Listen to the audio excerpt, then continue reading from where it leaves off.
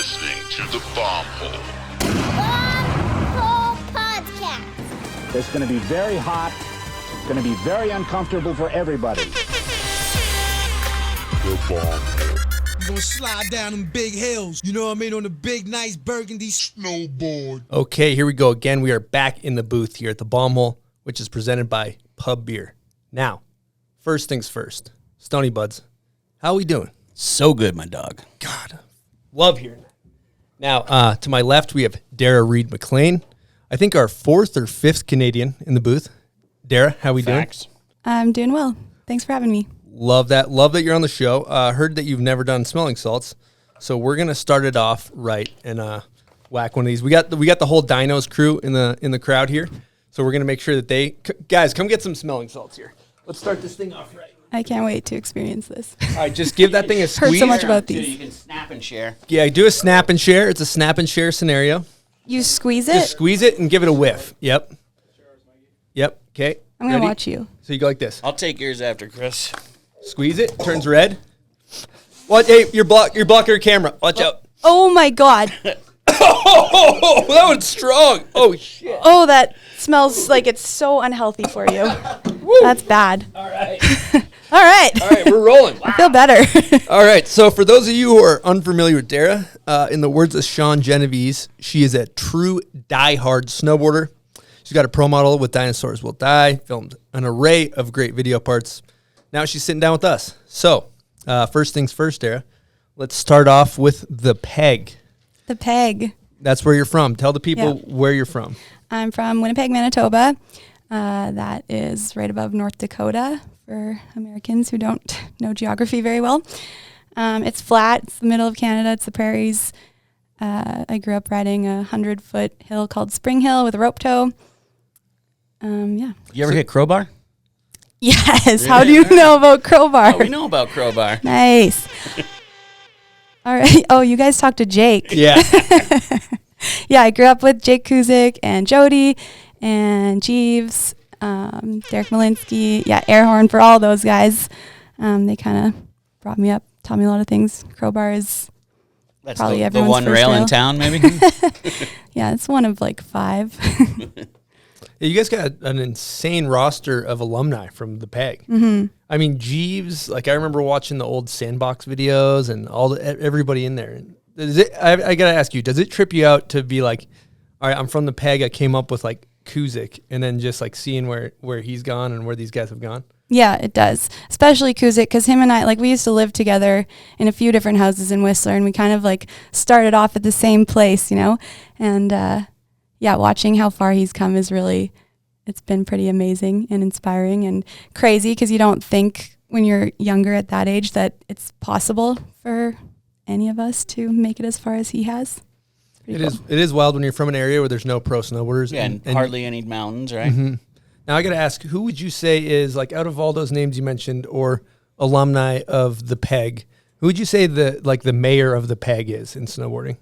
I think when we were younger, it was Kevin Griffin, air horn, and then he kind of moved on, and mayor of the PEG now, I don't know, I'm going to give it to Derek. Solid answer. And then you guys grew up riding Spring Hill, correct? Yeah. Why don't you tell the people what Spring Hill is like? Oh, it's a magical place. Yeah, it's 100 feet.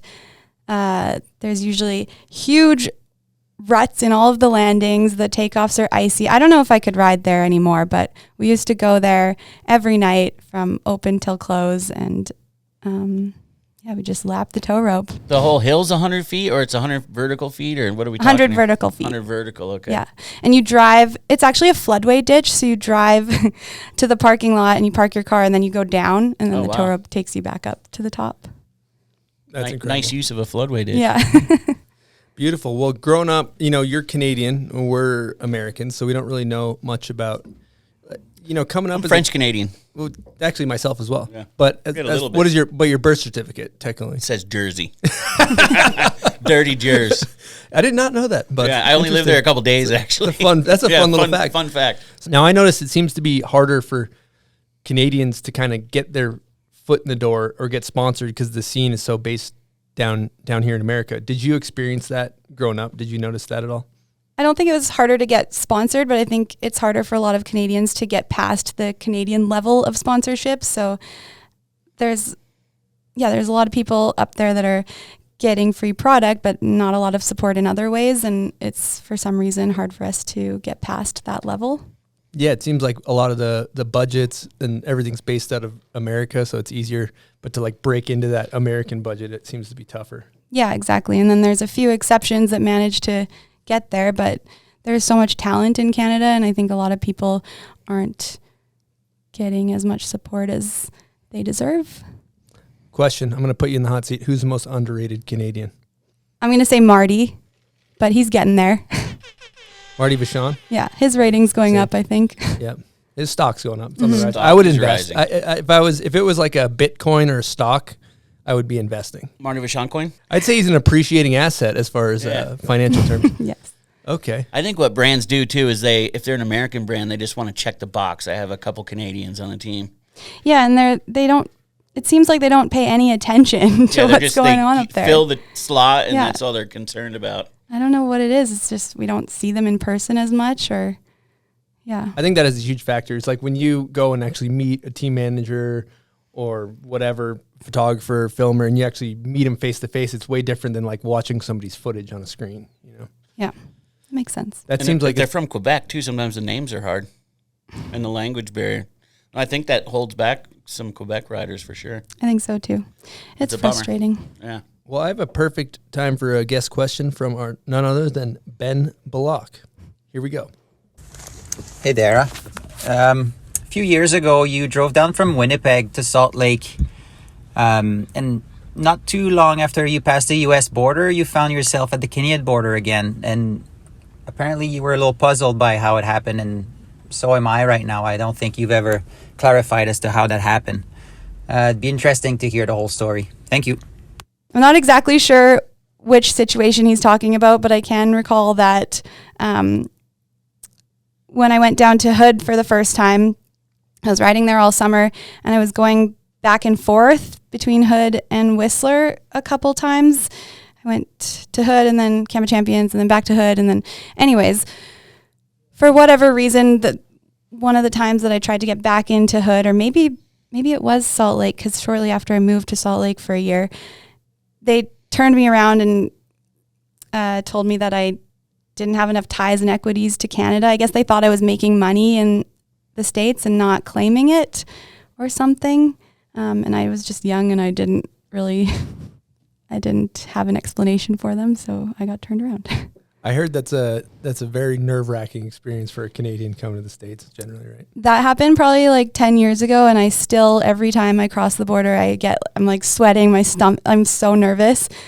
For a long time, I had to bring like notes from my bosses in Whistler saying, Darrah will return to Canada on this date. You can call me if you need to, or I'd have to bring like bank statements or like a lease or something just to prove that I wasn't trying to illegally live in America. Oh, they think you're trying to get out of the country basically and move here? Yeah. Wow. Mm-hmm. And the whole thing goes to, well, you can't go to either country without, if you're making money in the other country, you can't go there without a visa, a work permit.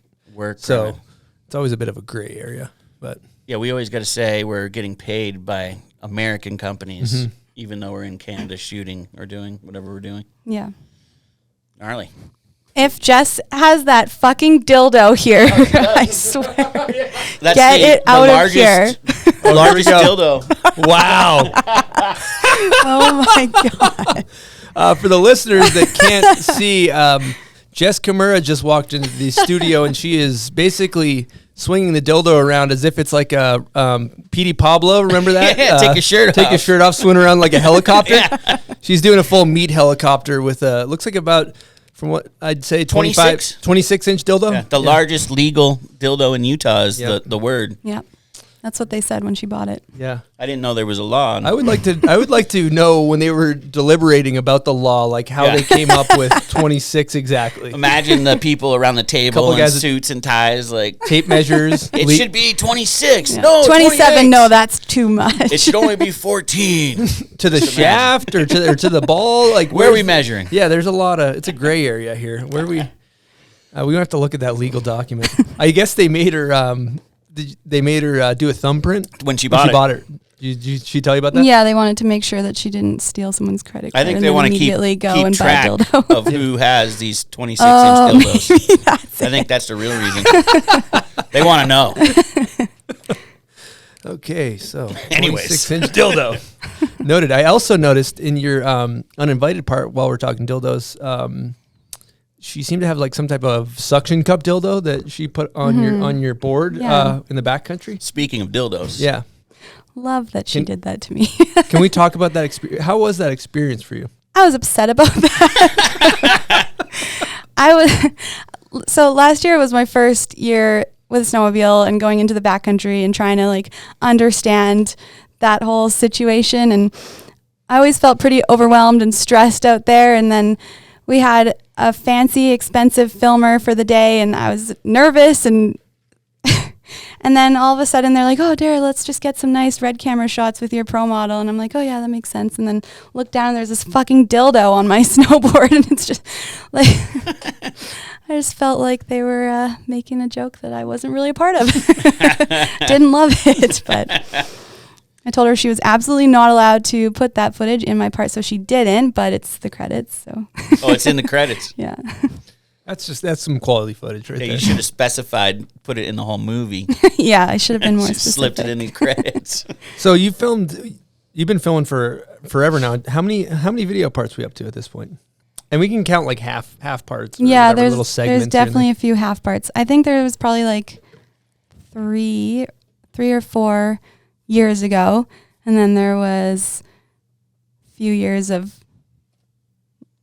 I kind of stepped away from snowboarding, and then this is probably my 5th since I started filming again. Mm-hmm. Yeah, that's killer. Well, let's talk about you're from Winnipeg, mm-hmm. and then you start getting into filming snowboarding and getting sponsored.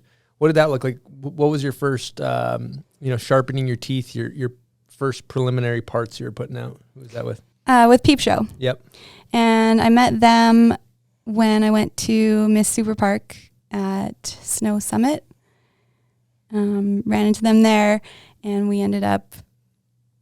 they invited me to go. I think the first trip I went on with them was maybe to Tahoe. Hit some wooden handrails. Learned quickly that you shouldn't try to go sideways on those. And then we did, the first video was Let's Make Better Mistakes Tomorrow, and then the second one was Winter Wars. And that was with June and Este. Mm-hmm. Yeah, those videos are awesome. Yeah. Give them an air horn for those.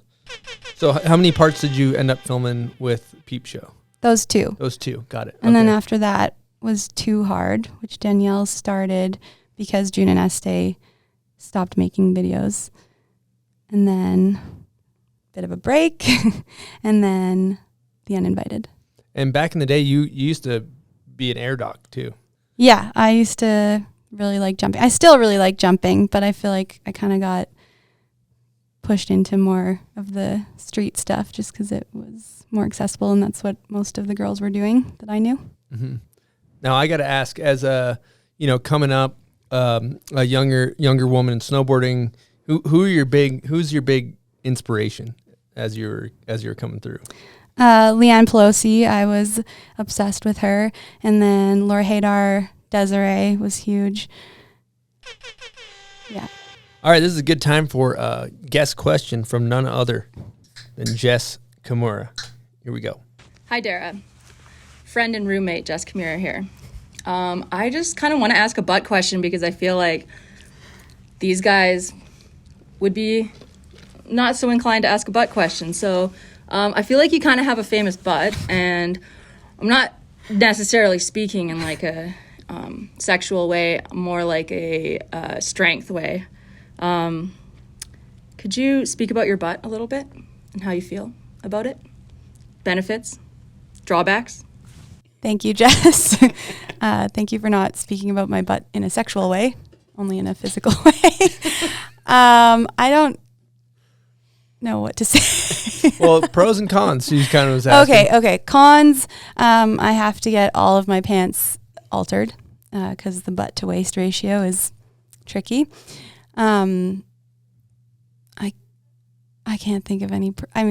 I guess there's You're in the nest. You're in the trust tree. Yeah, this is a safe place. This is safe. You're in a safe space. To be honest, it's taken me a really long time to be comfortable with my butt. So I like it now. I hated it for a long time. I don't know what else to say about it. It's Well, I feel like a lot of the power is again, non-sexual way, is in the cheeks when it comes to landing. Right? Landing, I yeah. spend a lot of time on the squat rack, right? And it's like you, in order to do a squat, the cheeks are crucial for that. So from a performance standpoint, it's got to be beneficial, I'd imagine. Yeah, I spend a lot of time on the squat rack as well, and I think it's important to have strength and power in the legs. I don't know if the butt is so much a result of the time I spend in the gym or just a genetic thing. I've kind of always had it. But yeah, I guess a pro.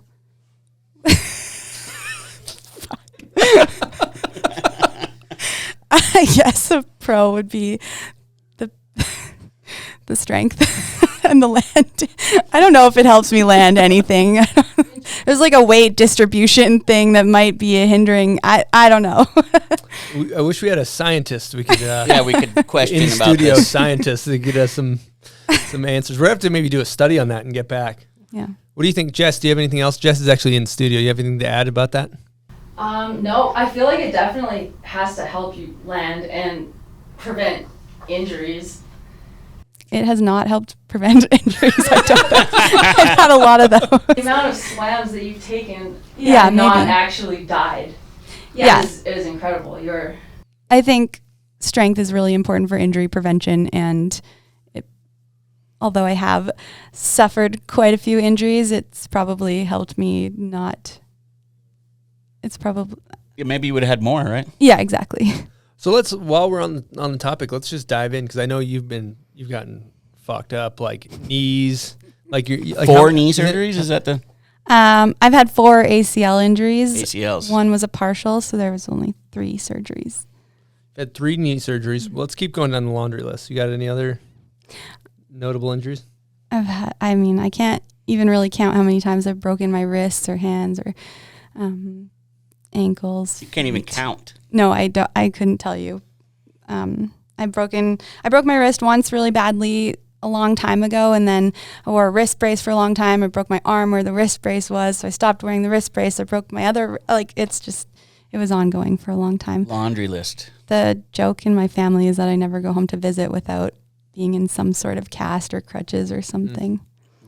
Maybe there's your family's hoping for you to get destroyed so they can hang out, and that's like. I think my mom secretly does hope that. How do you deal with all the injuries?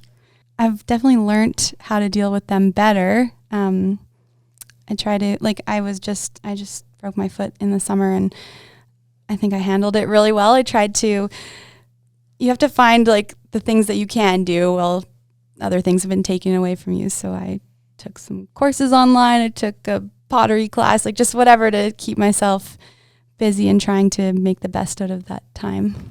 Now I got to ask, your first few times getting hurt, it's like when you don't know how to deal with it, were you losing your shit? Yes. Yeah, there was some spirals, some downward spirals. Yeah. Did you have any not good? Because I know for me personally with injuries, I've had some I've been Some in dark times. Some times where I had not enjoyable periods of time while being hurt. Did you ever experience anything like that? Yeah, I've experienced lots of dark times. I don't know if they were because of the injuries or if that was just something that compounded.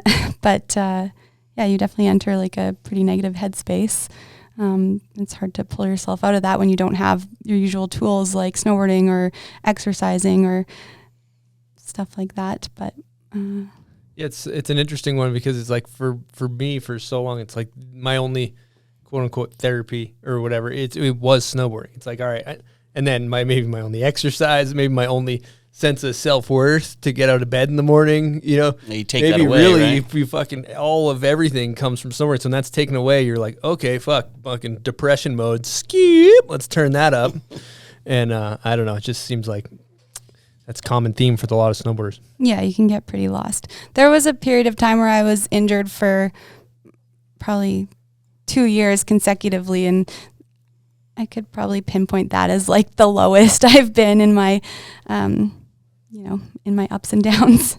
Okay, and then as far as the road to recovery, because we get messages from people listening all the time. They're like, "Oh, what advice do you have? I just fucked my knee up. Like, how should I come back? Do you have any advice, like maybe for the physical part of recovery for listeners?" Take it slow, have patience, and then I work really hard at recovering injuries. Like, you have to go to the physical therapy, and you have to also find a physical therapist that understands what you're trying to do and where you're trying to get, and then you just have to put your head down and work hard until you're back to 100%. You can't just stay in bed or stay on the couch. You got to get out there, huh? No, you're allowed to have a couple days of feeling sorry for yourself on the couch, and then you got to get to work feeling better get physically back and moving. mentally. Yeah. But there's also the fine balance of not like blowing yourself out too early on the comeback. Like people, you start feeling okay. I think I'm good. Getting too antsy. That comes with age too. I think is having that. It's almost like the restraint. Mm-hmm. Yeah, I've learned a lot over the years of how to deal with the injuries. You mentioned you had like that break in snowboarding. Was that because of injuries or? Kind of, yeah. I got hurt so many times in a row, and then at the same time I got dropped by a lot of sponsors, and I was just in a really bad place mentally, and I couldn't really do it anymore. So, especially when you're younger, in your early 20s or whatever age you were at this point, like so much of your self-worth I'd be speaking for myself, so much of my self-worth was dependent on me as a snowboarder. And when you got dropped by, I think it was Nitro and L1, like what effect did that have on you? That must have been tough. Yeah, I already didn't have any self-worth at that time. And then getting dropped by them, I feel like I understood why they didn't want to continue the relationship, but the way they went about ending it, I don't have really anything nice to say about that situation, so maybe I'll just leave it at that. In addition to that, too, like getting cut when you're hurt is also like a double kick in the ball sack. It always sucks when it's like a short-term investment in I don't want to say investment, that's a weird term, but like when a brand only comes in for a short term, then cuts you when you're hurt, that's never a good look. It was pretty devastating. And I had worked really hard, again, to rehab those injuries, and I felt like I was going to pick it up where I left off. And at the same time, I had made some mistakes in my career at that time. I was very young when no younger than kids are these age, but there's some things looking back that I definitely did wrong, and I wish I could, I don't want to say I wish I could redo them because I'm happy with how everything turned out, and I'm really stoked where I am now, but I understand why they no longer wanted to work with me for sure, but just the way they went about it was pretty devastating. Well, I got two Dr. Phil style questions in addition. First things first, if you could go back and say, give yourself some advice to your younger self. If you're like, saw yourself when you're young, you could say something to yourself. What do you think you would say to that person at that time? I think I would say just strap in and snowboard. I spent I remember going on those first few trips when I was filming for Peep Show with Desiree, and I was so stuck in my head feeling like I didn't deserve to be there, or it wasn't good enough to have the opportunities that I was having. I just froze, and I didn't really snowboard that much, or at all really, on those trips. So I wish I could go back and tell myself to at least try. That almost sounds like what some people might call imposter syndrome, which is a common thing we hear amongst our guests. Did you feel like you didn't deserve to be there? Mm-hmm, big time. But you were there because you were invited. There was a reason you were there. People have to remember that, Yeah, it was really strange going from watching Desiree in the videos that I loved and then going on trips with her. And she's in the van next to you. Yeah, and then I was so caught up in feeling insecure and uncomfortable, and I just let it kind of take over. Wow, that's great advice for, I think, any younger kid. And earlier for the Patreon interview, we asked you best advice you've ever received, and I thought you had a great answer from Keenan. Oh yeah, I said stop overthinking. Just don't think so much. And something that when I started filming parts again, I told myself to like at least just like try, just jump on the spot, just, you know, and if it doesn't feel like it's gonna work out, but like at least I have to hit it a couple times. Like no more of this just like sitting out like, oh, this spot, you can have it. Yeah, totally. At least try, right? I always felt like the agony of like I should have tried that is always worse than like going home being completely fucking bodied. Yeah. You know, like at least if you get destroyed, you're feeling like, all right, well, I had to go at that, you know? Yeah. But it's kind of like this bomb hole episode. I was like, at least try. Just yeah. No, you're absolutely killing it. And it also goes back to when I think about like the four agreements, which is kind of like a kind of corny, whatever. I love that book. But it's like one of the agreements is like always do your best. Mm-hmm. And that's like if you show up and you always do your best, you're not gonna be bumming. Yeah. And no one else is gonna be bummed too. Everyone's gonna be stoked, you know? Yeah. Giving it a try. Yeah. If I can feel good about trying my hardest and doing everything I can to do my best, then that's really all I can ask of myself. I got this Larry Bird from a listener that he gave me this, but he has a famous quote that says, I have this theory that if you show up and you give 100% all the time, everything will work out. Something along those lines. I might have butchered that, but it's fucking good advice though, because it is really easy to get paralyzed. What you're talking about is like being paralyzed in the van. Like maybe you don't get out and hit one spot, and then you're like, and you like your confidence gets like stuck. Right? Like you can get like whereas like sometimes you just got to get out of the van and just get fucking destroyed, and just to get back in and be like, all right, well, maybe we had to go with that. Just jump on it, get that first bail out of the way, and then it's all up from there usually. And you got to break the ice sometimes. Just get on a small rail, whatever it takes, just to get the momentum going. Yeah, it's like I think you guys have talked about those trips where nothing is happening for so long and you're kind of losing your mind, and then you just have to get something. Yeah. Yeah. Well, because if you jump on nothing, everyone's starting to think, what's going on here? Mm-hmm. Yeah, so you're a vet at this point with video parts, and you know something with experience you can't really teach. You can't teach somebody who's their first or second year. It takes time. What are some of the things you've learned from filming a bunch of video parts over the years? What have you gotten better at? I don't know if I'd call myself a vet, but well, we'll do that for you. Thank you. I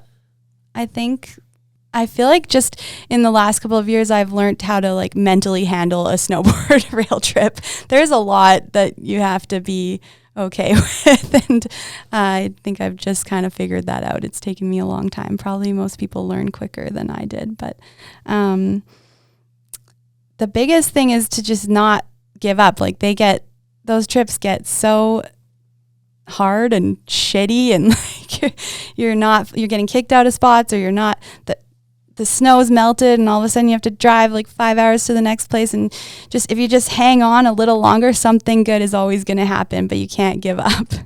Fucking A, that's great advice. That's beautiful. And the one thing I do got to say, I got to give you some admiration for, you see a lot of snowboarders as they mature in their career, they're like, oh, I'm just gonna ride powder now, you know. But you didn't turn your fucking back on the steel. I gotta give you an air horn for that, you know.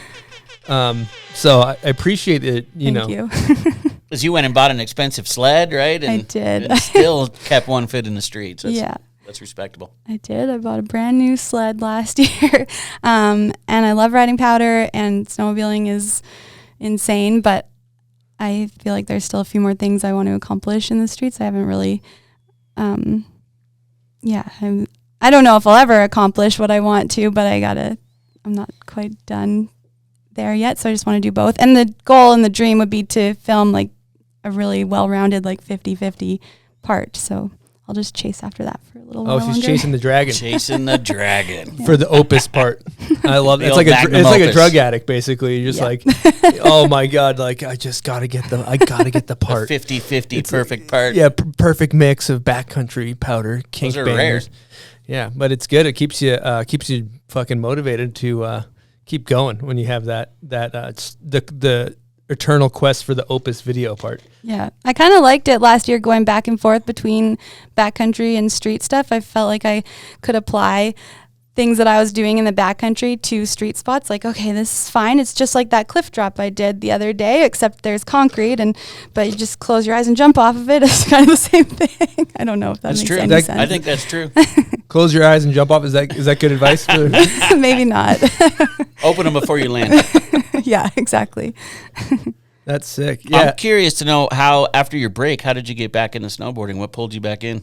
I think I was pretty lost for a couple of years there. I was living in Vancouver, trying out some different things, and then I was so unhappy there, and I decided to move back to Whistler. And I was snowboarding, but I wasn't filming anything or putting anything out. And then actually it was Danielle who hit me up. I hadn't talked to her in years, and she said she was coming to Whistler, and she asked me if I wanted to. Yeah. Jib girl, right? Yes, Jib girl. She asked me if I wanted to film a park edit with her and Maria. And I was like, well, I haven't really tried very hard at snowboarding in the last little while or filmed anything, but sure. So we filmed a couple spring park edits in Whistler, and then we did Camp of Champions and filmed edits there. And it was so sick watching her and Maria, like, they work so hard and they were doing all these crazy tricks, and I was just trying to keep up, and it was really motivating. And I think and then I filmed for her movie. What was that one called? Goat, I think. Mm-hmm. And that's kind of how I got back into it. Yeah, those girls could get you hyped, huh? Yeah, trying to keep up with them, like, kept me working hard. There's an old saying, the absence adds to the romance. Absence makes the heart grow fonder? Yeah. Is this an absence makes the heart grow fonder with snowboarding scenario? I think so. I think I really needed the break to realize that I loved it, and like to understand more about myself and what I needed to make sure that I enjoyed what I was doing rather than freaking out all the time. Yeah. No burnout. You're like, do it for the right reasons, realign. That's sick. Excited all over again, right? Yeah. Yeah. Now, I also have a note here that you are a yoga god, a yogi. I don't think you're supposed to call anyone a yoga god. A yogist? Not a term? Heavy yogist? Is it a yogist? Yeah, what do we call a yogi? You could call a me yogi. yogi. A yogi, okay. All right. So what made you dive into that?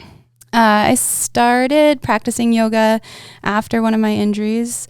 It always appealed to me. It seems like a healthy thing to do, and I just got really into it. I wanted to learn more about it. I wanted to understand why at the beginning of the classes we were oming, or why we were doing certain poses before other poses. So I decided to take a teacher training just to learn more, and I ended up working at a yoga studio, and I've taken more training since then, and I just love yoga. I don't want to sound too cliche, but it's like, I think it's the best thing for anyone should do yoga.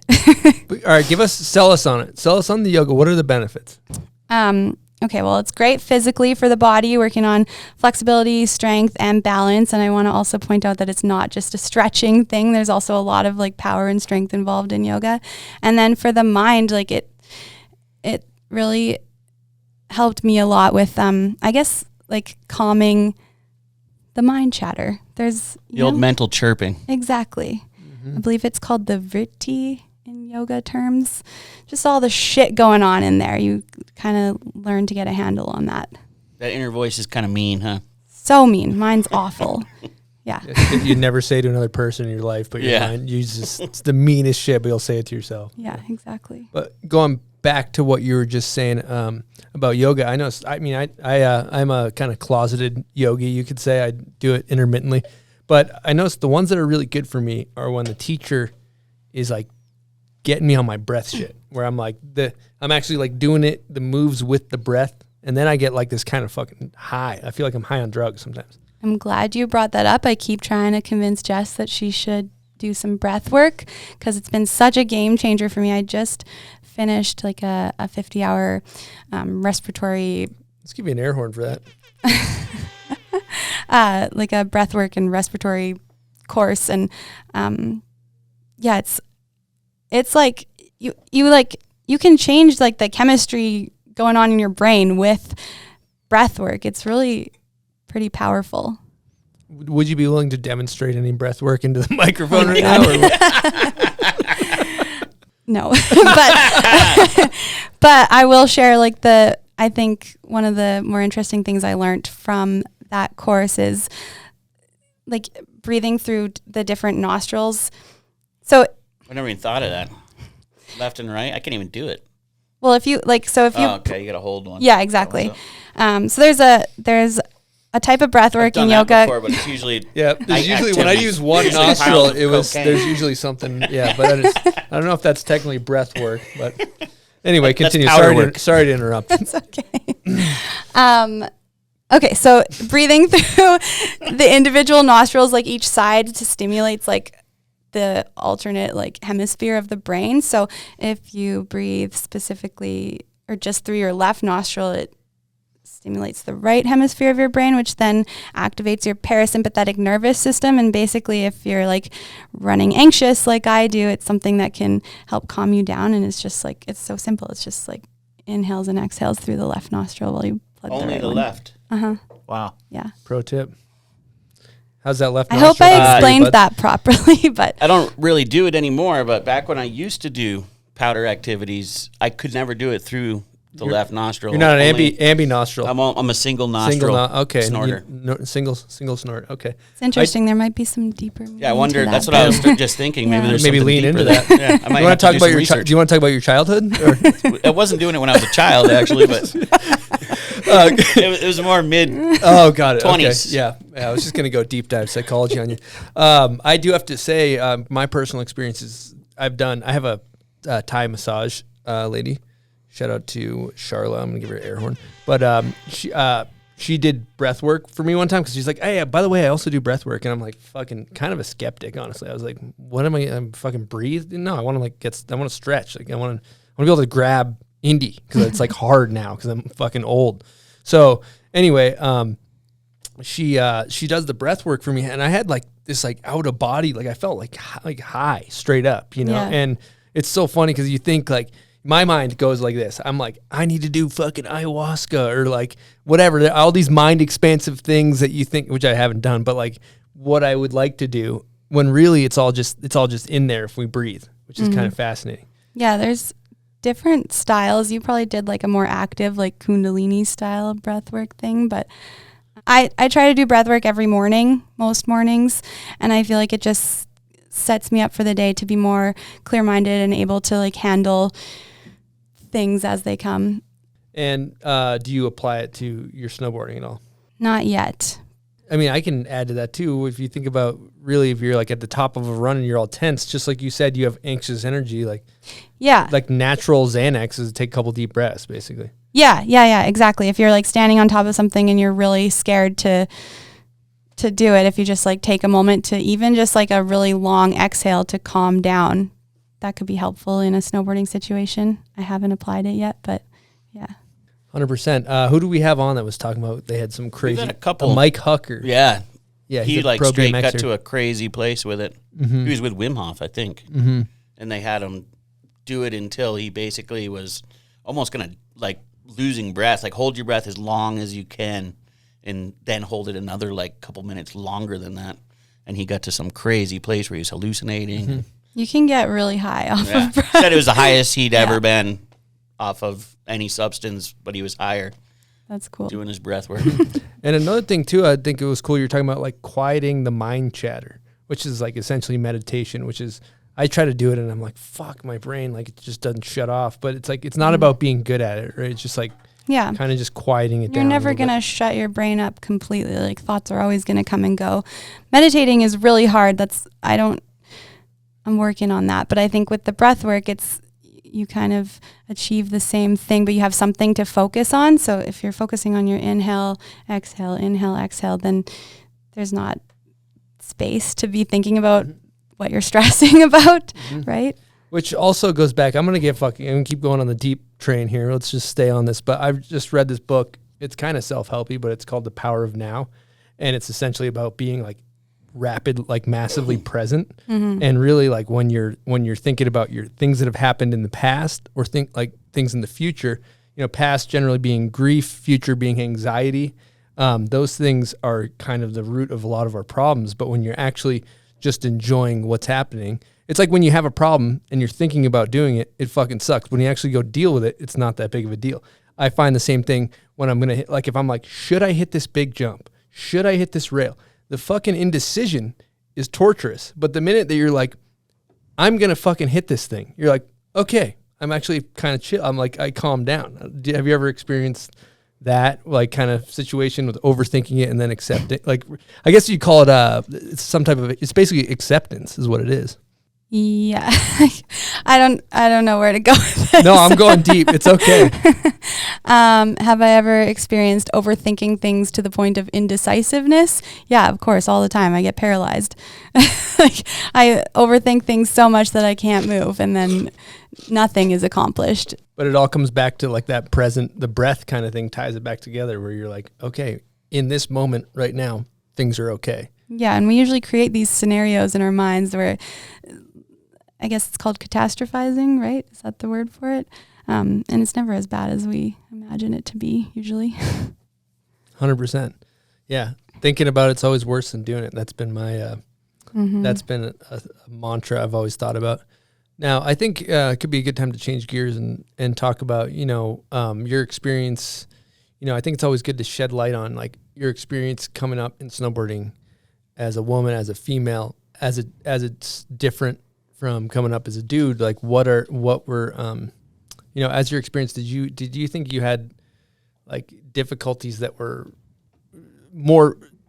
bigger hurdles than not that the dudes have, but like, do you think there's some unfair hurdles for women coming up in snowboarding? Yeah, I when I was coming up as a woman, it was different than it is now. I think there was just less opportunities for me. Like I remember I moved out to Whistler with all those guys that I mentioned earlier, and they all went on to have these video projects to film for, and it never occurred to them or me to include me in any of that, which is strange thinking back now. Like why wasn't there anything for me to film for until I met those girls that did Peep Show? There was nothing. So that was hard. And then I think also when I was growing up, I felt like women snowboarding was kind of like it was a thing to be made fun of. Like it was really hard for me to be taken seriously. And then I internalized a lot of that, and then I never took myself seriously. And it formed who I am today in a huge way. It created a lot of like low self-confidence, and yeah. My lens is what I see the world through, but Buds and I have similar lenses. It's from that of a dude. So I love the way I learn is through hearing through other people's experiences. So to understand, and it's like, I don't think as a dude, we never felt as though our snowboarding wasn't taken seriously. I mean, granted, I like to be a fucking idiot, so it's like not taking myself seriously in a lot of ways. But like when it comes to snowboarding, I don't think it was like these guys think we're a joke or anything like that. Yeah, I feel like I grew up with like an understanding that my snowboarding would never be as good as the guys, and I didn't deserve anything. And I really took that belief and went with it, and it sucks because it's held me back a lot.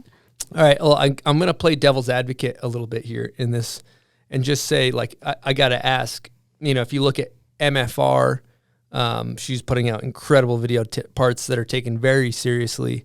The list goes on with women's parts that were coming out around that time. But so do you feel like that's a real valid thought, or do you feel like that was something that was real? I mean, that's a tough question, but maybe you can prove me wrong on this. And I mean, I don't know if the list really does go on beyond MFR. Like there weren't that many women being included in projects at the time. Recently, I was looking through, my friend had a box of like, I don't know how many snowboard videos. I want to say 100, maybe more. And I went through all of them to try to pick out like how many girls parts there were. Like, I don't know the exact number, but let's say there was 100 videos, and let's say each video had 10 parts to make it easy. So how many parts is that? A 1,000. 1,000. Yeah. Okay. I think out of that there was probably 5 or 6 girls parts. Out of 1,000, there was 5. That seems outrageous, but I don't. Does that?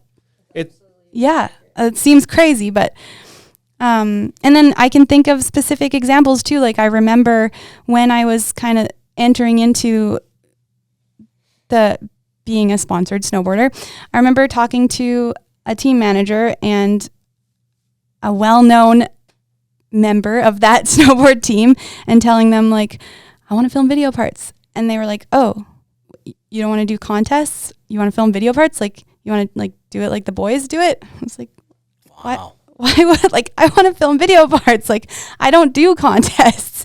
And they tried to encourage me to like go the contest route because girls didn't film video parts.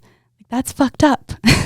Why don't we film video parts? We do now, but at the time there weren't that many girls doing it.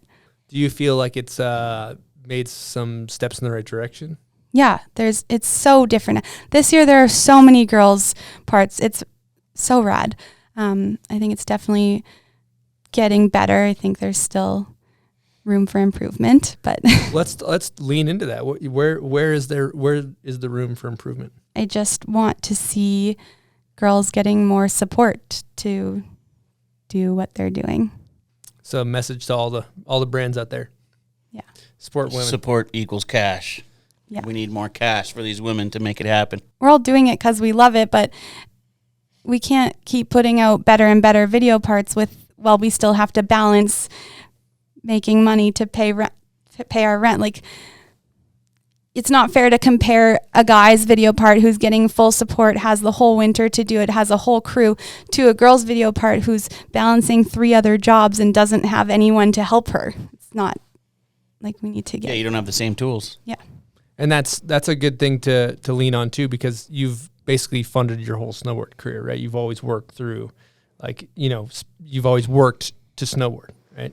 Yeah, I have, which I don't mind. I love snowboarding and I don't mind spending my money on doing what I love, but I do mind missing opportunities because I have to go work at a sushi restaurant in Whistler. You don't want to lose your job and go yeah. on a trip, come back to nothing. And Yeah.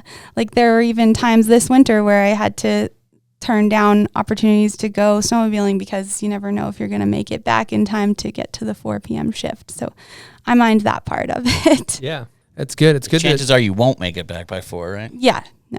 Chances are Jess is going to have her snowmobile stuck in a fucking tree well. Chances are Jess is going to be upside down. You're going to get out of there at 7 o'clock probably. Yeah. That's great. Great message. Great to shed light on that stuff too. And I don't want to, like, I'm very grateful. I don't want to sound like an asshole. I'm grateful for what I get. And I'm not talking about myself specifically. I want all the girls out there who deserve support to have adequate support. It seems like some brands are doing better than others, right? Would you say some brands are definitely doing better than others. Yep. Going back to what you were just talking about with kind of working and supporting yourself through the winter, I know that you lived in a camper for an entire winter, and it's funny because I think it's interesting because you see this like fucking camper life, like hashtag fucking influencer shit that people do, and like I just want to live in a van, man, and just gonna live in the van and just go. And anyway, it fucking annoys the shit out of me. But you actually seemed like it was for necessity, right? Just because it's so goddamn expensive in Whistler. Why'd you live in a camper all winter? Yeah, it's so expensive in Whistler, and I was tired of spending so much money renting a shitty room in a shitty house and not being able to do anything else with my money because it was all going to rent. So I bought a truck and I put a camper on the back of it, and I actually lived in it for 2 winters, I think. 2 years, yeah. And it's not glamorous. It was not as glamorous as I would have thought based on all those Instagram influencers, but it was like a means to an end, and I was able to travel a lot more that winter and save money, and I'm so glad I did it. I would never, ever do it again. I really learned the value of having my own kitchen and my own bathroom. But yeah. That's the biggest thing is the bathroom, I feel like. Yeah, at the time I was working at the yoga studio, so I had access to that, so that's kind of how I managed that. What about gear drying? Does it dry overnight enough? Is it always all moisture in the camper 'cause of the everything gear? was always wet. But I did have like a little wood stove in there, so It's a dry heat. yeah. So that did okay. And then sometimes I would store my wet gear at one of my jobs, which they didn't love, but in desperate times I would just leave it there overnight. Well, that's what's fucking awesome though. Like talk about that, like, you know, for lack of a better term, die-hard snowboarder, as Jenna refers to. It's like if you're living in a goddamn camper all winter and going to the bathroom in a yoga studio so you can snowboard more, like, goddamn, that's the type of people that need more support, you know, and doing it because you love it. It's fucking awesome. Let's give you an air horn for that. Thank you. Any means necessary to shred, basically, which is cool. What are the pros? We talk about the cons. What are the pros though of living in the van aside from financial? I don't know if there was any other pros with it. It's something that I really always wanted to try. So I'm glad it was I'm not going to say it was fun. It was really hard. But yeah, just some of that was the only pro, being able to snowboard more and travel more and not being having more money. Yeah, not being financially stressed so Can much. you park wherever you want up there? No. That's an issue too, so you're always moving around and finagling. Yeah. I had like 5 spots that I kind of rotated and none of them were very good. And like sometimes I'd just get lazy and park and there's like the day lots in Whistler and then I'd wake up to the snow plow at like 4 in the like. Ooh. Sleeping was never great in the camper, not in the winter anyways. That's rough. Yeah, the anxiety of knowing somebody's going to come knock on your Who's window. waking you up at 3:30 or 4? You're never going to sleep well with that. Yeah, and I did wake up to security once in a while banging on the doors. Making you move? Yeah. All right, I'm going to get into a guest question from none other than Sean Genovese. Here we go. Hey, Darrah. I have a 2-part question for you. But first, I wanted to say thank you for all that you do on your snowboard, past and present, especially your video parts. It made making your pro model a no-brainer for us. All the hard work that you put into video parts especially weighed on that. And that's a part of my question. Is there a video part through the years that stands out the most in your mind, that you're the most proud of?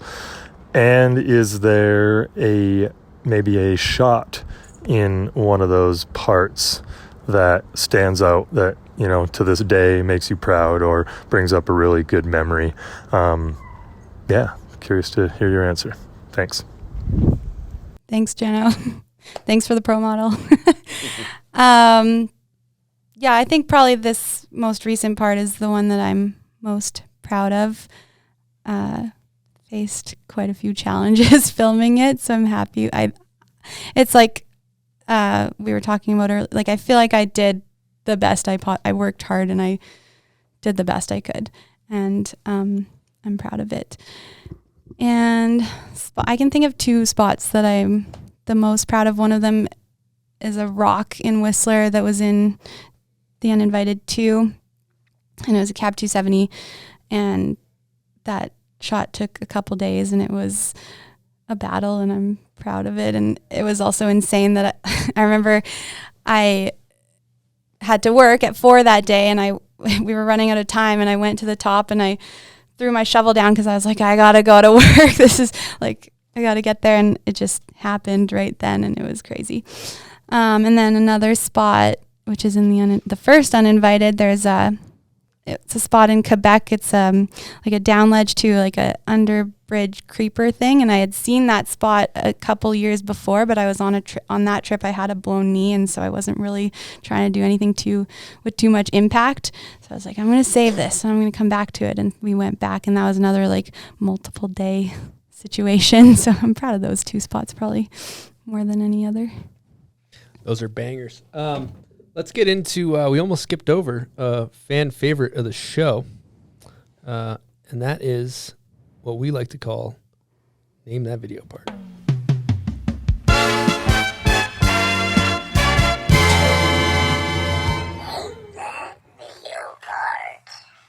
Name That Video Part is brought to you by our friends over at Mammoth Mountain. As you know, I've been riding Mammoth for a long time. Their parks are incredible. It's midwinter, early season, late season. I like them in the spring the best. Slushy, park laps, chair 6. Your chuck and roast, The park crew over there does the best job out of any park crew in the country. I'm sorry if you're a member of the park crew and you disagree, but they really do kill it over there. And what else, bud? I've been riding Mammoth since the early 1600s. Yes, you have. Yeah, before electricity, horse and buggy. We used to have to walk up that mountain until they installed the lifts. Come the early 1800s. Yep. But what I like about it is peak season Unbound operates 8 different parks, 3 different half pipes, so something for all skill levels. Absolutely. If you're learning to jump a tabletop for the first time, rip some groomers, or if you want to go back 10 and land directly on your back halfway down the landing, it's perfect for all ability for everybody. levels. Exactly. So one thing that's cool, we're giving away 4 lift tickets to Mammoth with this Name That Video part. So if you know what it is, comment on Instagram. And again, thanks for supporting the show, Mammoth. They support us. You should support them. How you feeling on NTVP? I feel pretty nervous. But I think you guys do research and usually kind of hook people up. So maybe I'll be okay. We try to make our guests look We don't want to make you look bad out here. I have a really bad memory, so we'll see. All right, confidence level 0 through 10. We got to ask. I'm going to say 5. That's pretty good for me. Yeah, that is middle of the road. Solid. That's a solid number, huh, buds? Yeah. Okay, here we go.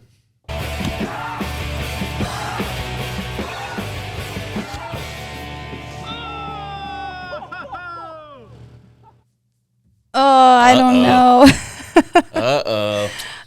Oh, this is bad. This is bad. This could be a bad scenario. This is just based on the genre. Like, I want to guess Geno.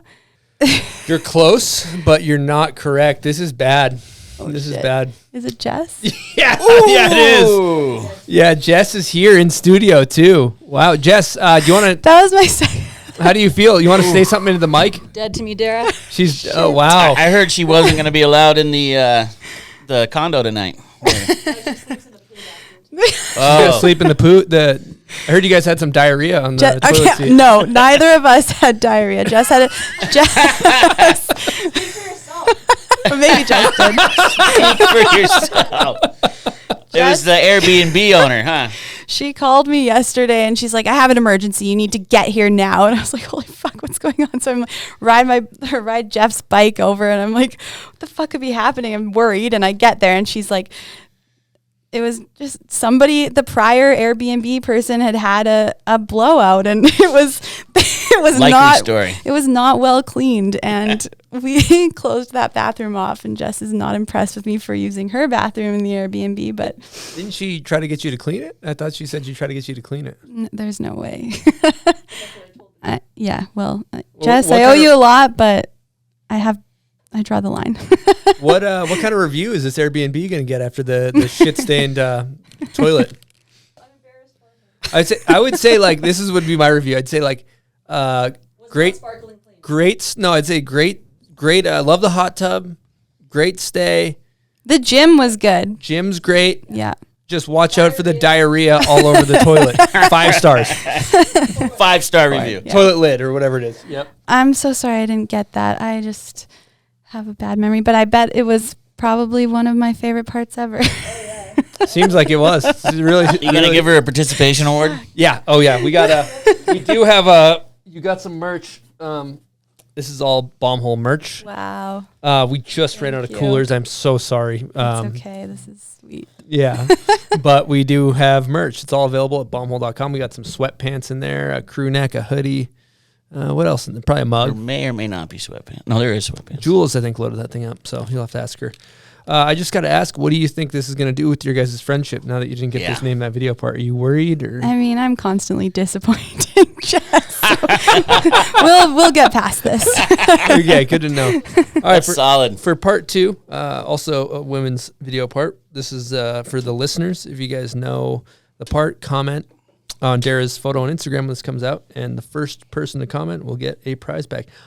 Also, you're going to get 4 lift tickets from the people over at Mammoth, if you get this right. And do a little vacay, huh, buds? Yeah, 4 lift tickets. You can bring your friends, maybe some fam. Yeah, friends or fam.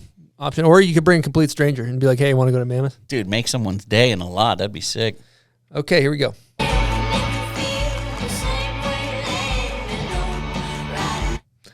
Okay, thank you guys for playing Name That Video part.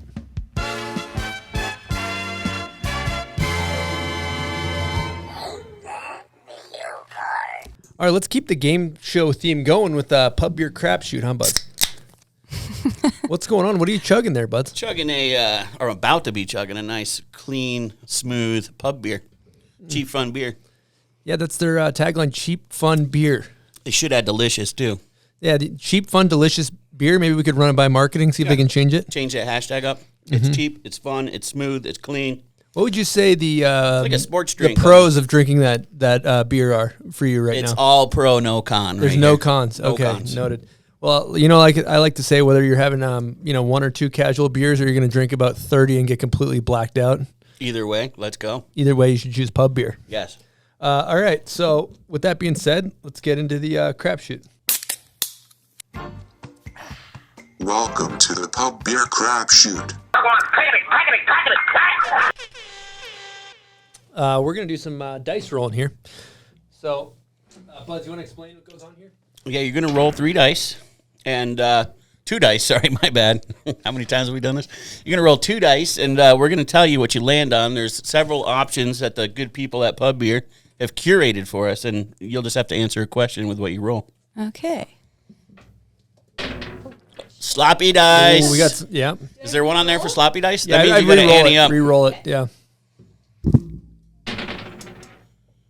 9. Okay, this is a good question. Doesn't come up often on the Pub Beer Crapshoot. Haven't seen a 9. 9 is name one thing still on your career bucket list. I guess that 50-50 part. Yeah, the 50-50 split. Yeah. Just to clarify for people that are unfamiliar, half backcountry, 50% backcountry, 50% street. Yeah, exactly. Not like a big 50-50 on the rail. No. To be confused. Yeah. I want to film the 50% backcountry, 50% rail part. I have some other things on my bucket list that I'd rather not say out loud. This just, But in case they don't happen? Yeah, exactly. I don't want to. If you say them, though, it might cement it and make them happen. know. Destiny. Yeah, manifestation. Manifest. We're not going to manifest them today, huh? No, All right. I'll manifest Keep them for you. in my own mind. So the 50-50 split, coming from Whistler, not a lot of jibbing going on up there, so you have to travel, huh? Yeah. So when it snows, you go, and otherwise you're in that backcountry. Or you Nice. got like Mountain Town jib. Is there some around there? Do we see any? There's not really many spots. It seems like in no one Whistler. tries. Yeah. You could get creative on a few things, but Doesn't snow in Squamish? not very often. No.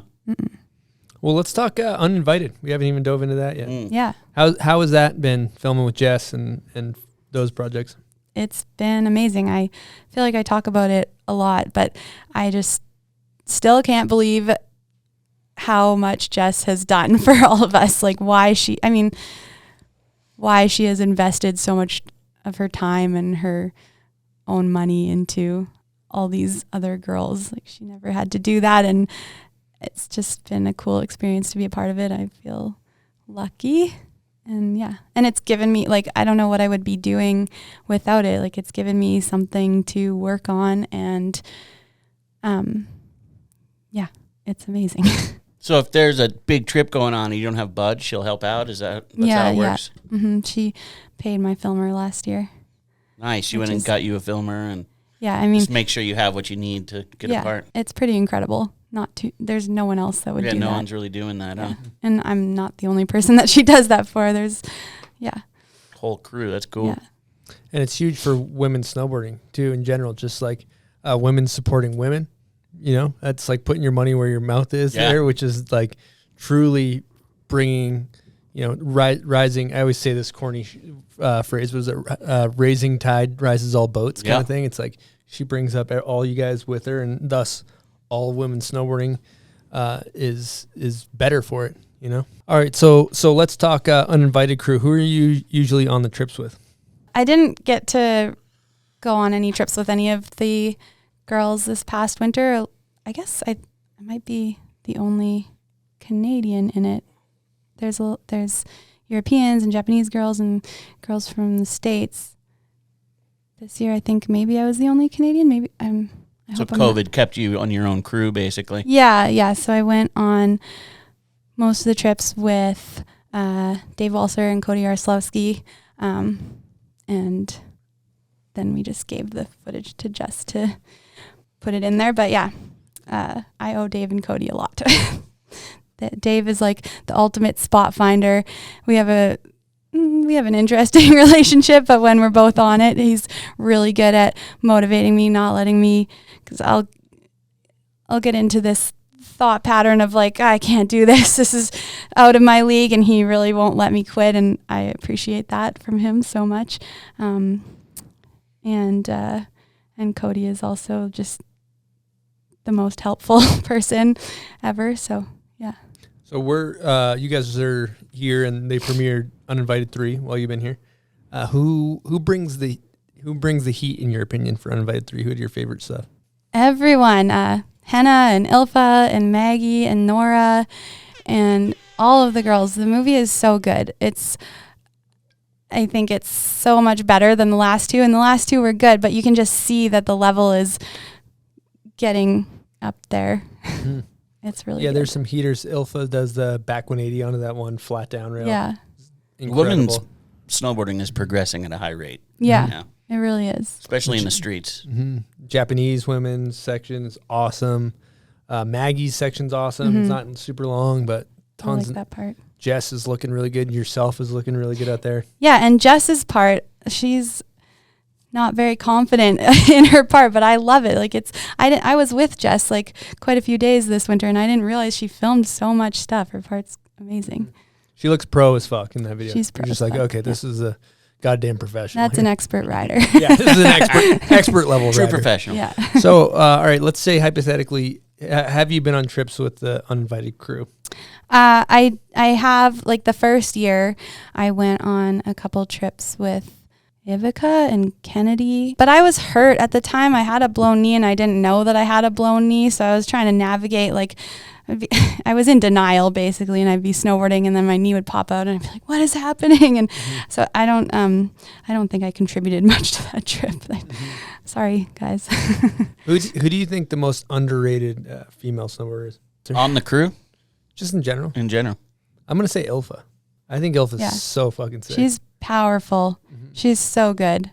And she also, like, rides everything. Mm-hmm. Yeah. Saw her riding rail gardens, and it was fucking, I was just like, holy shit. Mm-hmm. It's always, when you see somebody in person, it's always special. Her ender this year is, like, huge. She goes big. Mm-hmm. Well, that's killer. I think, you're here with the entire Dinos crew. So that's a huge part of your story. Should we give him the super air horn? Yeah, yes. Dinos. Let me switch over to. Thank you for emotionally supporting. And you got Jeff Holz's P mod behind you. Yep. Look at that thing. Let's get this. Let's boost some sales on that thing. We got a Catan based pro model. That thing hitting the stores this year? Yeah. It's incredible that we managed to keep it a secret from Jeff until the other day, because it should be in stores like any day now. That's amazing. So that's basically, explain to people that are unfamiliar what you guys are out here doing. Oh, yeah. So Jenna and I flew in Saturday night, and we stayed at Tucker's house. We had a Holz tribute night where we watched all of it. I don't even know if we told you this. We would just watched Holz snowboarding all night in anticipation of the big day. And then on Sunday, we all went up to the Bone Zone at Brighton, and we surprised Holz with his pro model, and it was sick. I heard some tears were shed. There was a lot of tears. Wow. What percentage of the day was he crying, would you say? There's 24 hours in a day. How many hours of the day was he crying? Like 25%, maybe? I didn't see him like I had to bail on the after party, so I didn't see him there, but there was maybe some tears, or maybe he was too busy burning that chair in the fire. Oh, you got big energy, huh? Big hyper energy. Well, this is a perfect time for a guest question from none other than Jake Kuzik, the gibologist. Yes. Here we go. Hey, Darrah, it's Jake. Just wanted to ask you about how it felt turning pro for a brand like Dinosaurs, and just having it happen at Mount Seymour with a bunch of your friends. I was super lucky to be there, and it was really special. And just, I know that was something you've obviously worked towards for a super long time, and it was a surprise and everything to you. So, let's hear about it. Thanks, Jake. I love Jake so much. He's the best. What was the question? How did it feel the pro model. Oh yeah, thank you Dinos for making a girl from Winnipeg's dream come true. That day was amazing. It was July. I think it was July 4th, and a bunch of us hiked up Seymour, which didn't seem too weird, but then I remember when I got up there and saw Jake and Kennedy and a couple other people that I wouldn't expect to hike up Seymour in the middle of the summer there, I thought maybe something was going on. And then when the board came sliding down to me, I think I was in shock. Like I didn't really have a good reaction because I was so overwhelmed. Didn't they do like some like runaway board or something, like grab the board? Yeah, I was at the bottom and all of a sudden there's this board with no bindings sliding down to, and everyone's yelling, the board. And it just looked weird because there was no bindings on it. So I was like, what the fuck? And then pick it up and it has my name on it. And yeah. That's a good way to do it. It was pretty special. E-Man was up there too? Is that what I heard? E-Man was there. That was one of the giveaways. Yeah, you're like, what is he doing up here? Jake and Kennedy were there, but they were like not snowboarding. And Jake was like, I just felt like going on a hike. I was like, okay. But yeah, it was great. Yeah, that's incredible. And then it's Ben Bogart's. Well, I gotta give all those people prior air horns, but that's Ben Bogart's old board, correct? Yeah, I didn't know that it was like taking place of that, but I mean, I found that out eventually. But the thing where I was going with that, the thing that seems cool is it's a dude's board. Oh yeah. And you designed it. Talk about the design process, because the colors and stuff you chose. Okay, did Jeno tell you that I helped with the design? Yeah. He likes to give me more credit than I deserve. Okay. He's the artist. I am not very artistically inclined, but he did let me help with the color scheme, and I think I chose the base color and like the font or whatever, but like that artwork is all him.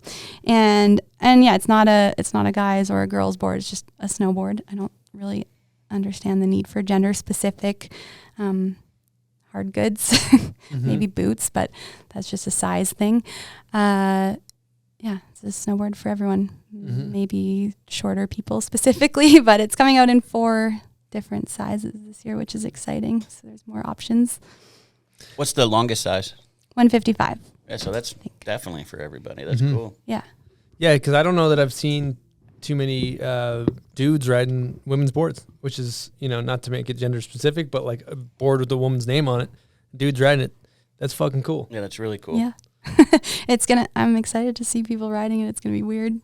What do you ever trip out when you look down and see your name on the top sheet? Yeah, I think I put off riding it for the first couple months of the season last year because it felt so weird, and I almost felt like I was going to be feeling a lot of pressure on myself if I was riding a snowboard with my name on it, but I've gotten used to it.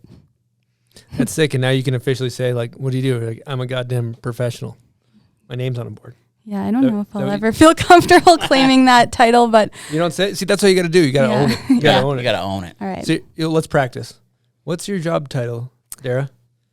Professional snowboarder. Yes, I love it. And sushi slanger. Sushi slanger. Oh, you should say, God damn it, I'm one of the best in the business. Just way too cocky. Like, yeah, I'm pretty much better than everybody. Darrah Reid, how are you? Buy my snowboard. Buy my snowboard. Yeah, where can people find this pro model? Check online. Dinosaurs. All your answers will be there. Dinosaurswilldie.com, is that the website? Probably. Well, let's talk. I'd Let's also talk about Dinosaurs Will Die, because from the outside looking in, it's like you guys are fucking family. It seems like it's really cool. We are. Yeah, and talk about the family vibes with it. It's the best. I'm on this trip right now with Jeno, and everyone from Dinos is here, and every time we go on a team trip, we just have so much fun. It's so nice to be on a snowboard trip with people that I feel completely comfortable with, and I know I can be myself, and I'll never be judged or punished for being an idiot. Yeah, Dinos vacations are so rad. And major shout out to Jeno. Does he do all the graphics for Dinos? Not all of them, but quite a few. He works hard. All right, so let's talk about the people that are on Dinos. Who is the biggest pain in the ass to be on a trip with? No, it's not you, Hulse. You're an angel. It's probably me, but I'm not sure. I mean, I take my role as party coordinator seriously, so I'm probably a bit of a pain in the ass to be on a trip with. I like to encourage margarita and tequila consumption. That's great. And then I have some special needs and high maintenance requirements in terms of diet. Aren't you vegan? Yeah. So maybe that's a little... Do you ever host like Dinosaurs, like yoga sessions with the team? No, it's been talked about. It's something Why? that we Yeah. should do. Yeah, mandatory. Downward dog. Yeah. Shavasana. Okay, let's keep roasting some of the dinos, guys. So who's the like worst at getting up in the morning? Is it Jeno? It is Jeno. I've caught Jeno passed out on this trip. Like, I have like 5 separate videos of him at different locations. Just sneaking in naps, huh? Yeah, but we've been pretty hard Like on all him. times of the day? Like in the evening. Yeah, but, he likes his afternoon nap. But like at evening nap. odd places. Like, yeah, he's not the worst at getting up, but he's the worst at getting out of the door because he's always got work to do, which is fair. Who gets the most shit faced? All the Canadians. My air horn for that. That's kind of par for the course. Yeah. Okay, who smells the worst? Let's throw some people under the bus. I'm gonna say Hulse. He's still riding high off of that pro model. He's good. You can cut him down. Yeah. You need to cut him down a little. He's feeling a little too. Probably feeling a little too good, honestly. Guys are riding high over there. Yeah, let's. You know what we like to do when people are. To make ourselves feel better. Sometimes we got to put others down.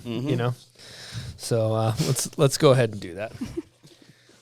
Let me shuffle my notes here like I'm a true goddamn professional. All right, I think it's time for Hot Takes. Woo. Hot Takes is presented by Oakley.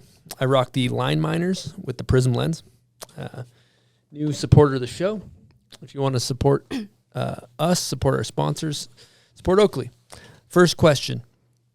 MJ, Michael Jordan of snowboarding, both male and female. Who you got? I'm gonna give an unusual answer, but it's a personal MJ. Like the person that has. For you. Yes. Yeah, I'm gonna say Jake. Kuzik? Yeah. That's a great answer. Great answer. I'm giving that an air horn. That guy has. I'm like so inspired by him, and he's such a good person, and his snowboarding is incredible, and just watching him become the person, I'm so fucking proud of him. It's so great. So yeah, that's my answer, Jake. What about we do male and female? Oh, Jess, female, for sure. Okay, question number 2. Worst trend in snowboarding? All the fucking iPhone edits.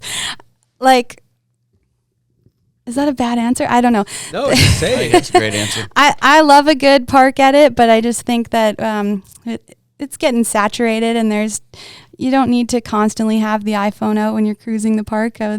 I personally enjoy some non-documented snowboard days, and I think I would hope that everyone else would too. It's too much. There's too much of it.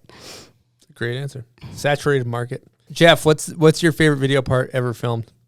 Travis Parker Lamb. That was quick. I hate to say that's a very acceptable answer. If not the most correct. I would say Travis Parker afterbang personally, but Lame, I get it. I watched Lame first. Mm-hmm. Well, that's a little bizarre, but Okay, another probably uncommon answer, but I'm gonna say Jeeves in the Sandbox video, that the part that was to the Akon song, that Shakedown. Yep. I believe the video was time well wasted. That part always gets me fired up, and I love Jeeves. I went back and revisited that part recently. Fucking incredible. Akon's dope too. That's a good choice. Yeah, good track. He front boards like giant triple kinks. His kits, like all DC kits. He's got a Resi beanie that's sky high on the whole thing. He had quite the look when he was younger. Yeah. Jeeves is a straight up leyenda, which is Spanish for what, Buds? Legend. Yes, that's correct. I have to say that I don't think that I would still be snowboarding today if it weren't for Andrew Jeeves. He really, I followed him around as a kid, and he showed me his passion for it, and I adopted it, and yeah. What about you, Buds? best video part ever. I don't have the memory capacity to take them all in. Like they were here, now they're gone. I can't remember. It's gone. All right. We also asked this question before we recorded for the Patreon. But if you had a Hollywood actor play your role in life, who would it be? I said Amy Schumer would be my answer. Solid answer. She's a boss. She is funny. Okay. And last question. If you go heliboarding with 3 people, who would it be and why? Oh, yeah, we did this question too. What did I say? I said Jess and Derek Malinsky, and I threw Jeno in there. Now, I noticed you referred to it as Winnipeg earlier. Do the locals call it the Peg or Winnipeg? I don't ever call it the Peg. It's too bad. But probably some locals too. Okay, noted. I know that Chris does. I'm just trying to get it to stick with everybody. I think it's good. The Peg is a good nickname from the Peg. Well, another thing we got to talk about before we get out of here, you've had some very famous bails, we could say. I mean, they've been on fucking, what did it end up on, Tosh or something like that? One of those? Tosh.0. Yeah. I hate this topic. Yeah, I know. Fucking hate They it. didn't actually use your name, though, in Tosh.0, right? No, Yeah, I don't they think just so. showed a clip. But what? So let's talk about. So you've had the bails that are like. Why do you hate the topic? That particular bail and that experience just brings back so many negative emotions. They never had permission to use that. For one thing, I never would have said okay to that. They bootlegged a clip? I mean, it was on the internet, so I guess it was accessible. They were allowed to take it. I don't really know how that works. Maybe they asked the filmers That's permission. the thing. Your but filmer might have got paid. And yeah, nobody I ever. think they bootleg all that stuff. You think that's legal I don't know. on a show like that? But yeah, that whole thing, like that was a huge part probably of the break I took from snowboarding, because I just felt like I went from being like the girl with the nice switchback fives to being the girl that was on Tosh.0, and I just couldn't recover from that. I still can't. It's been like 10 years and it still gets brought up all the time. Yeah. It's something that could happen to anybody. How old were you? I was so young. Yeah, that's the thing. Shit I was happens. so young and I didn't know what I was doing, and it taught me an important lesson. Yeah, Don't get a hit spotter. something if you're not comfortable. And get a spotter, right? Oh yeah, and that for sure. I could see how that's annoying, because it's like you see people and you're like, if somebody comes up to you and you're like, oh my God, you're the girl from Tosh.0 that fucking fell really hard. And you're like, and then fucking 30 more dudes that are drunk at the bar come do that. You're probably just like, God, like, I'm not just the person that fucking, I'm like, I've done took so eat much shit. else too. Yeah. Like, do you so know much about more than that? Totally. It's frustrating. But the layman just doesn't know it's you, right? No. Yeah, it's just a clip. Yeah.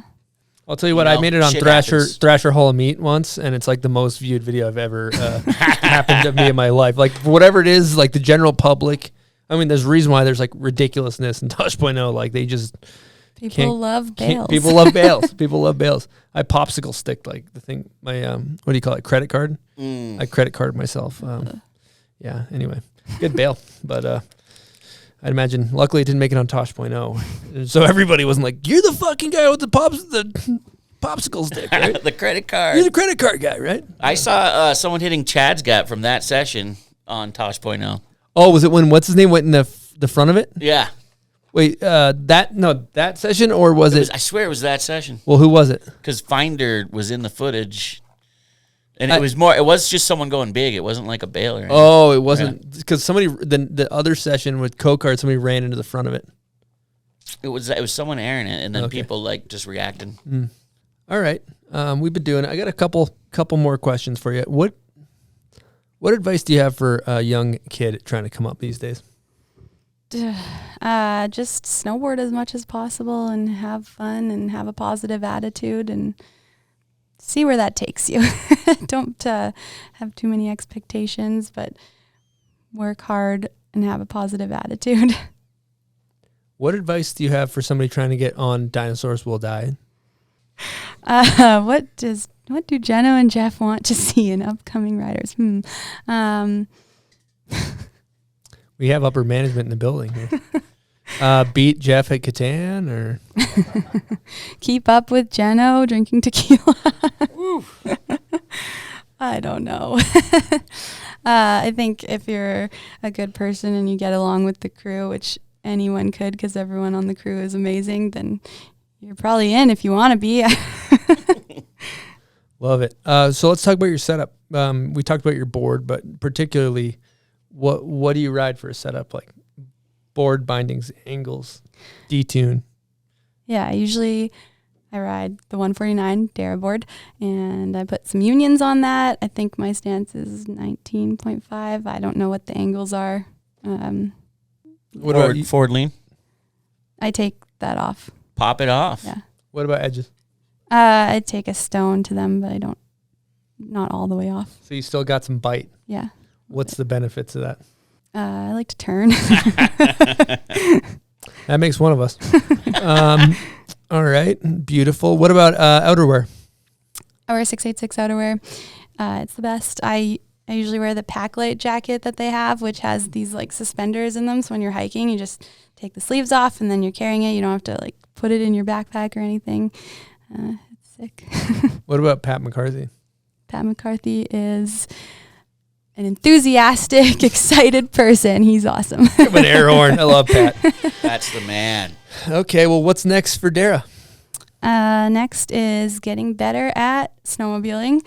I'm signed up for an ASD2 course right now, and then like a sled workshop. I just want to be safe in the backcountry and be better at navigating the backcountry and not be a liability on crews. I want people to invite me to go out, and I definitely have some trick goals on jumps and into powder, and then I want to film in the streets with the Dinos crew and some of the girls out here, and I got big plans.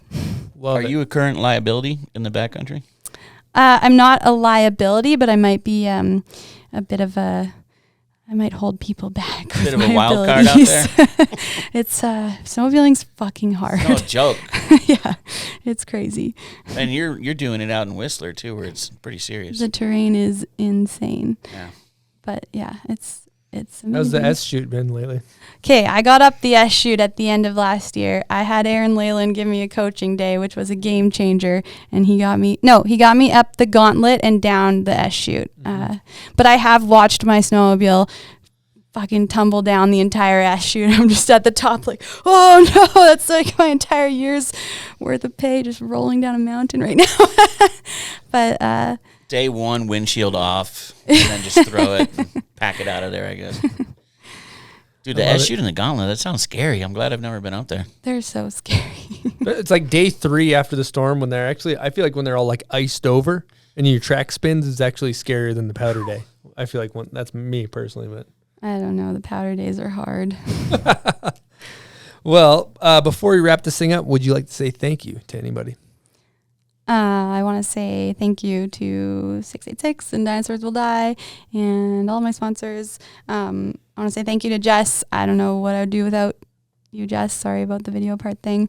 Jeno and Jeff for emotionally supporting me and letting me call you guys with all of my ridiculous questions. I have way too many people to thank. Derek, Cody, Dave, all my friends in Whistler. Thank you to you guys. I don't want to turn this into an acceptance speech. I'm sorry. I'm just really grateful to all the good people in my life. Well, thank you so much for coming on the show. It's been a pleasure chatting. And I want to say thank you to all of our listeners. And we'll have another episode coming at you next week. And be sure to follow Darrah, everything that she's doing. She kicks ass. And we will see you next week. Over and out from the bomb hole.